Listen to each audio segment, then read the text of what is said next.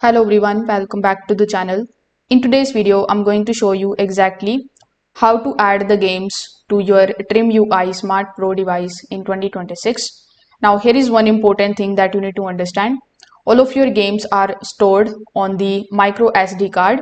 So first of all, you need to turn off your TrimUI device. After that, you just have to simply remove the SD card and insert it into your computer. Now games only show up if these are placed correctly. So inside your SD card, you need to locate some of the folders like the folder's name can be ROMs, then GBA.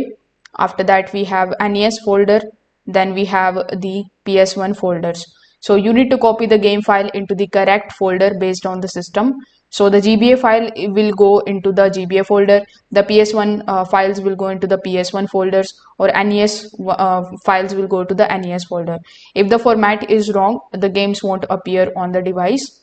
So after doing this, you just have to basically eject your SD card from your computer. Then you need to insert your SD card inside your TrimUI.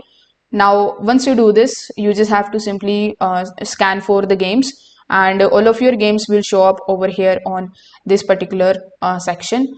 So if this video helped you out, make sure that you like this video and subscribe to the channel. Thanks for watching.